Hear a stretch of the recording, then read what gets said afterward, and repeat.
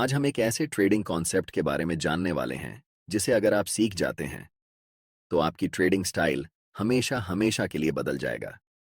Technical analysis के जन्मदाता Charles डॉ ने ईयर 1900 में एक थ्योरी दिया था, डॉ थियरी, जिससे लोग एक्चुअली मार्केट को प्रिडिक्ट कर सकते थे कि आगे क्या होने वाला है। भले ही आज के यूट्यूब ट्रेडिंग चैनल इस बारे में बात ना करती हो, लेकिन आज भी यह स्ट्रेटजी उतनी ही कामयाब है जीतने की 100 साल पहले थी। और यह स्ट्रेटजी इसी थ्योरी से ड्राइव हुआ है, जिसे मल्टी टाइम फ्रेम एनालिसिस कहा जाता है। इस वीडियो में मैं आपको समझाऊंगा कि कैसे आप हायर टाइम फ्रेम से लेकर लोअर टाइम फ्रेम तक चार्ट्स का एनालिसिस कर सकते हैं और अपने ट्रेडिंग डिसीजन को बेहतर बना सकते हैं। तो सबसे पहले समझते हैं कि मल्टी टाइम फ्रेम एनालिसिस होता क्या है। यह एनालिसिस का एक तरीका है जिसमें आप पहले हायर टाइम फ्रेम का एनालिसिस करते हैं और फिर धीरे धीरे लोअर टाइम फ्रेम तक आते हैं। इस प्रोसेस में आपको तीन महत्वपूर्ण टाइम फ्रेम की जरूरत होती है। पहला time frame direction time frame होता है, जिसका उपयोग आप मार्केट की दिशा को समझने के लिए करते हैं। यानी आप देखते हैं कि प्राइस ऊपर जा रहा है, नीचे जा रहा है या साइडवेज मूव कर रहा है, जिससे आपको ओवरऑल ट्रेंड का आइडिया मिलता है। दूसरा time frame behaviour time frame होता है, जो प्राइस के बिहेवियर के बारे में डिटेल में बताता है। यानी प्राइस का मोमेंटम कैसा है, मार्केट स्ट्रक्चर ब्रेक हो रहा है या नहीं, वीक रिजेक्शंस या डोजी कैंडलस्टिक्स दिख रहे हैं या नहीं, और मार्केट रिट्रेस कर रहा है या नहीं। तीसरा और आखिरी time frame entry time frame होता है, जिसमें आप एक्चुअल ट्रेड एंटर करते हैं। अगर प्राइस डाउन ट्रेंड में है तो आप सेल के लिए देखेंगे, और अगर अपर ट्रेंड में है तो आप बाय करने के लिए देखेंगे। ये बहुत सिंपल है। ये जो टाइम फ्रेम्स आप इस्तेमाल करेंगे वो आपके ट्रेडिंग स्टाइल पर निर्भर करते हैं। मान लीजिए मैं इंट्राडे और स्विंग ट्रेडिंग का मिक्स उपयोग करता हूं, तो मैं 4 घंटे का टाइम फ्रेम डायरेक्शन के लिए, 1 घंटे का टाइम फ्रेम बिहेवियर के लिए और 15 मिनट का टाइम फ्रेम एंट्री के लिए उपयोग करता हूं। लेकिन अगर आप स्काल्पर हैं तो आपके लिए ये टाइम फ्रेम्स अलग होंगे। आप 1 घंटे को डायरेक्शन के लिए, 15 मिनट को बिहेवियर के लिए और 5 मिनट टाइम फ्रेम को एंट्री के लिए इस्तेमाल करेंगे। इसलिए टाइम फ्रेम पूरी तरह से आपके ट्रेडिंग स्टाइल पर निर्भर करता है, लेकिन मैंने एग्जाम्पल देकर समझा दिया है, जिससे आप अपने ट्रेडिंग स्टाइल के हिसाब से सही टाइम फ्रेम चुन सकते हैं। मल्टी टाइम फ्रेम एनालिसिस को शुरू करते हैं, जिसमें हम सबसे पहले 4 घंटे के टाइम फ्रेम को चुनेंगे, ताकि हमें पता चल सके कि मार्केट इस समय किस दिशा में है।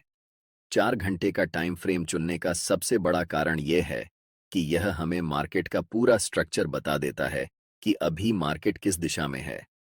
अगर हम 15 मिनट का चार्ट इस्तेमाल करते तो हमें स्पष्ट दिशा का पता नहीं चलता, क्योंकि प्राइस ऊपर नीचे कर रही होती है।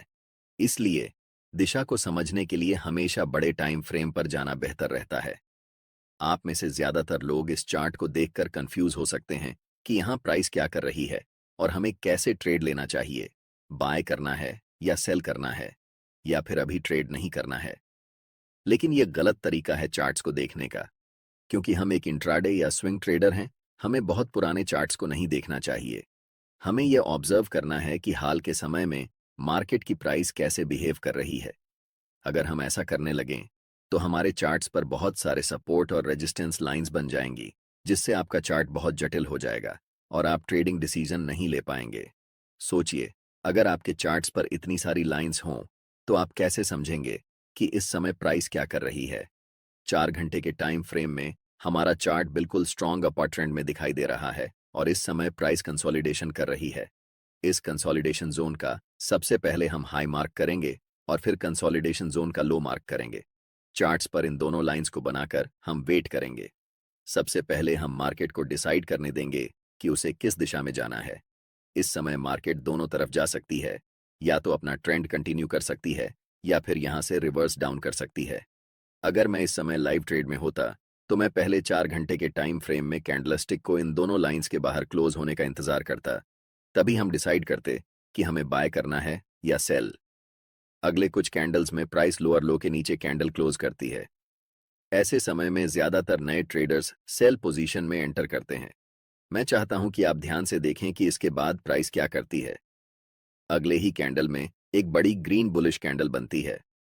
अब जो मैं आपको बताने वाला हूं उसे ध्यान से सुने, क्योंकि ये चीज आपकी ट्रेडिंग स्टाइल को हमेशा के लिए बदल सकती है। मैं आपको एक सीक्रेट टिप दे रहा हूं, बिल्कुल फ्री में। अभी चार्ट्स 4 घंटे के टाइम फ्रेम में हैं और हम देख सकते हैं कि ये एक स्ट्रॉन्ग अप ट्रेंड है। लेकिन जैसे ही हम चार्ट्स को 1 घंटे के टाइम फ्रेम में बदलते हैं तो हमें दिखता है कि प्राइस धीरे धीरे नीचे की तरफ जा रही है। और जब हम 1 घंटे के टाइम फ्रेम को 15 मिनट के टाइम फ्रेम में बदलते हैं तब हमें चार्ट्स पर एक स्ट्रॉन्ग डाउन ट्रेंड दिखता है। ये बात आपको कंफ्यूज कर सकती है कि 4 घंटे के टाइम फ्रेम पर प्राइस अप ट्रेंड दिखा रही है, लेकिन 1 घंटे और 15 मिनट के टाइम फ्रेम में प्राइस डाउन ट्रेंड शो कर रही है। ऐसा क्यों हो रहा है, इसे समझिए।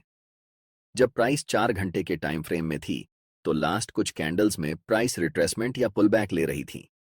इसी पुलबैक को छोटे टाइम फ्रेम में देखने पर यह हमें डाउन ट्रेंड जैसा दिखाई देता है। एक बात हमेशा याद रखें, हायर टाइम फ्रेम हमेशा छोटे टाइम फ्रेम के ट्रेंड से ज्यादा मजबूत होता है। इस सिचुएशन में 4 घंटे का टाइम फ्रेम 1 घंटे के टाइम फ्रेम से और 15 मिनट के टाइम फ्रेम से भी ज्यादा स्ट्रांग होगा, और 1 घंटे का टाइम फ्रेम 15 मिनट के टाइम फ्रेम से स्ट्रॉन्गर होगा। इसीलिए हम ट्रेड भी उसी डायरेक्शन में लेंगे जिसमें बड़े टाइम फ्रेम का ट्रेंड चल रहा हो। चूंकि 4 घंटे के टाइम फ्रेम का ट्रेंड अप ट्रेंड है, इसलिए हम बाय पोजीशन बनाने वाले हैं। अभी चार्ट्स 15 मिनट के टाइम फ्रेम में हैं और इस चार्ट्स में हमें तुरंत बाय ट्रेड में एंट्री नहीं करनी है, क्योंकि प्राइस का मोमेंटम अभी भी डाउनसाइड की तरफ ही है। पहले हम वेट करेंगे कि प्राइस 15 मिनट के टाइम फ्रेम में बियरिश से बुलिश ट्रेंड में शिफ्ट हो जाए, तभी हम बाय पोजीशन में एंट्री करेंगे। अभी तक प्राइस हमें कोई सिग्नल नहीं दे रही है कि वह बुलिश होने वाली है, इसलिए हम अभी भी इंतजार करेंगे। प्राइस इस लेवल को रीटेस्ट करने आती है, लेकिन पूरी तरह से ब्रेक नहीं कर पाती और फिर से नीचे चली जाती है। ऐसा दोबारा होता है, जिससे हमें पता चलता है कि अभी प्राइस साइडवेज हो चुकी है। इस समय बाय पोजीशन में एंट्री करने के लिए यह जरूरी है कि प्राइस इस लेवल के ऊपर क्लोज होकर अप ट्रेंड का स्ट्रक्चर बनाए। अगर हम प्राइस को 1 घंटे के टाइम फ्रेम में बदलते हैं तो हम देख सकते हैं कि अभी तक हमें कोई भी बुलिश सिग्नल चार्ट्स पर नहीं मिल रहा है जिससे हम बाय डिसीजन बना सकें। अगले कुछ कैंडल्स में प्राइस लास्ट स्विंग लो तक आती है और उस पर्टिकुलर लेवल से एक स्ट्रॉन्ग रिजेक्शन लेकर ऊपर की तरफ बढ़ जाती है, जिससे एक बिग ग्रीन बुलिश कैंडल बनती है। प्राइस ने ट्रेंड लाइन को ब्रेक कर दिया है, लेकिन हमें 1 घंटे के टाइम फ्रेम पर ट्रेड एंट्री नहीं करनी है, इसलिए हम अपने चार्ट्स को 15 मिनट के टाइम फ्रेम में बदल रहे हैं। अब हम कह सकते हैं कि मोमेंटम डाउन ट्रेंड से अप ट्रेंड में शिफ्ट हो चुका है और इस समय 15 मिनट के टाइम फ्रेम में मोमेंटम अप है, 1 घंटे के टाइम फ्रेम में मोमेंटम अप है और आखिरकार 4 घंटे के टाइम फ्रेम में भी मोमेंटम अप है। जब इन तीनों टाइम फ्रेम में मोमेंटम एक ही दिशा में होता है तब समझो कि आपका सेटअप बनकर तैयार हो चुका है और यह किसी जादू से कम नहीं है। हमेशा याद रखें, कभी भी जल्दबाजी में ट्रेड नहीं करना चाहिए। हमें तब तक इंतजार करना चाहिए जब तक तीनों टाइम फ्रेम में प्राइस एक ही दिशा में न हो जाए। अब यहां हम बाय पोजीशन में ट्रेड में एंट्री करते हैं, ठीक इस ज्वाइंट ग्रीन कैंडल की क्लोजिंग पर, जिसमें हमारा स्टॉप लॉस ट्रेंड लाइन के थोड़े नीचे होगा। इस ट्रेड में हमारा टारगेट लेवल 4 घंटे के टाइम फ्रेम का स्विंग हाई होने वाला है, क्योंकि प्राइस ने इसी लेवल से डाउन ट्रेंड की ओर शिफ्ट होना शुरू किया था। इसे आप सप्लाई जोन या रेजिस्टेंस एरिया भी कह सकते हैं। अगर आप टारगेट सेट करने में कंफ्यूज हो रहे हैं तो मैं आपको एक टिप देता हूं। ट्रेड में एंट्री करने से पहले आपको चार्ट्स के लेफ्ट साइड पर ध्यान देना चाहिए और देखना चाहिए कि स्विंग कौन कौन से लेवल पर हैं। जैसे कि लास्ट टाइम ये एक स्विंग हाई है और इससे पहले ये एक स्विंग हाई है, तो हम इस समय 2 टारगेट रख सकते हैं। लेकिन क्योंकि बड़े टाइम फ्रेम में ट्रेंड स्ट्रांग है, इसलिए स्विंग हाई को टारगेट रखना ज्यादा सही रहेगा। और देखो, प्राइस बिना समय बर्बाद किए ऊपर चला गया। अब मैं आपको एक और तरीका बताता हूं कि कैसे इस ट्रेड में एंट्री करना। टाइम फ्रेम को 15 मिनट से 1 घंटे में शिफ्ट करते हैं। अब प्राइस अपने हाई के आसपास है और अगर आप यहां बाय पोजीशन में ट्रेड एंट्री करते हैं तो आपका स्टॉप लॉस काफी नीचे होना पड़ेगा, जिससे आपका रिस्क रिवॉर्ड रेशियो खराब हो जाएगा। इसलिए हमें तुरंत ट्रेड में एंट्री नहीं करनी है, बल्कि प्राइस को पहले रिट्रेस होने देना चाहिए इस लेवल तक। प्राइस रेड कैंडल बनाते हुए नीचे आती है और इस लेवल को टच करती है। अब तुरंत यहां पर एंट्री नहीं ले सकते। अगर आप यहां एंट्री लेते हैं तो आप बस अनुमान लगा रहे हैं कि प्राइस ऊपर जाएगा, लेकिन प्राइस बहुत अनिश्चित होता है। चाहे कितना भी महत्वपूर्ण लेवल क्यों ना हो, वह कभी भी ब्रेक हो सकता है या फिर उस लेवल को रिस्पेक्ट नहीं कर सकता है। इसलिए हम इंतजार करते हैं कि मार्केट पहले कंफर्म हो जाए कि वह किस दिशा में जाने वाली है, उसके बाद ही हम ट्रेड में एंट्री करेंगे। आप अगर अपनी इच्छा के अनुसार ट्रेड करेंगे तो यह एक खतरनाक तरीका हो सकता है। कभी भी मार्केट में सरवाइव नहीं कर सकते हैं, चाहे आपके पास कितना भी कैपिटल क्यों ना हो। अधिकतम 1 सप्ताह लगेगा और आपका कैपिटल डूब जाएगा। इसलिए हमेशा कंफर्मेशन का वेट करना चाहिए। अब प्राइस को 15 मिनट के टाइम फ्रेम पर शिफ्ट करते हैं। अगर आप देख रहे हैं कि प्राइस अभी भी डाउन ट्रेंड में है, तो हमें कुछ नहीं करना चाहिए। जब तक हमें इस लेवल के ऊपर एक स्ट्रॉन्ग ग्रीन कैंडल के साथ प्राइस क्लोज नहीं कर जाती, तब तक इंतजार करना जरूरी है। एक बार फिर प्राइस प्रीवियस स्विंग लो को ब्रेक करती है और अगले कुछ कैंडल में एक स्ट्रॉन्ग ग्रीन कैंडल बनाते हुए ऊपर की तरफ जाती है और इस लेवल के ऊपर स्ट्रांगली क्लोज हो जाती है। यहां पर एक कारण है कि प्राइस इसी पार्टिकुलर लेवल से रिवर्स क्यों हुआ। जैसे ही हम चार्ट्स को बड़े टाइम फ्रेम पर शिफ्ट करते हैं, तो चार्ट्स के लेफ्ट साइड में एक डिमांड जोन नजर आता है। हम यहाँ सप्लाई और डिमांड जोन कैसे ड्रॉ करते हैं, इस पर चर्चा नहीं करेंगे क्योंकि मैंने इस टॉपिक पर पहले ही एक डिटेल वीडियो बना दिया है। आप चैनल पर जाकर वह वीडियो देख सकते हैं। मैं चाहता हूं कि आप इस स्थिति को ध्यान से देखें और इसे उस वीडियो से लिंक कर पाएं जो मैंने पहले बनाया है। अब हमारे पास 3 कंफर्मेशन हैं। फर्स्ट, 15 मिनट के टाइम फ्रेम में ट्रेंड अप है। सेकंड, 1 घंटे के टाइम फ्रेम में ट्रेंड अप है। और थर्ड, 4 घंटे के टाइम फ्रेम में भी प्राइस अप है। हम जानते हैं कि यह सेटअप हमारे लिए एक जादू की तरह काम करता है। इस कैंडल की क्लोजिंग पर हम बाय ट्रेड में एंट्री करेंगे, जिसमें हमारा स्टॉप लॉस कैंडल के लो के पास होगा और take profit next swing high पर होगा। अगर हम बड़े टाइम फ्रेम पर देखें, तो ये हमारा 1 के लेवल है जहां तक प्राइस जा सकती है। आप देख सकते हैं कि प्राइस वैसा ही करता है।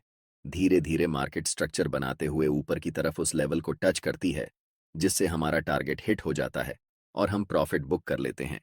यह ट्रेडिंग स्ट्रेटेजी मेरे लिए सबसे अच्छा काम करती है क्योंकि मैं एक इंट्राडे के साथ साथ स्विंग ट्रेडर भी हूं। लेकिन जब आप इस स्ट्रेटेजी को उपयोग में लाएंगे, तो अपने ट्रेडिंग स्टाइल के अनुसार टाइम फ्रेम को चेंज कर सकते हैं। स्ट्रेटेजी समझ में आ गई हो तो इसे बैक टेस्ट करें, फिर देखें कि आपके लिए काम करता है या नहीं, और उसके बाद ही ओरिजिनल अकाउंट में इसे अप्लाई करें। वीडियो अच्छी लगी हो तो वीडियो को लाइक कर दें और फ्री में प्राइस एक्शन ट्रेडिंग सीखने के लिए चैनल को सब्सक्राइब करें। आप सभी का बहुत बहुत धन्यवाद।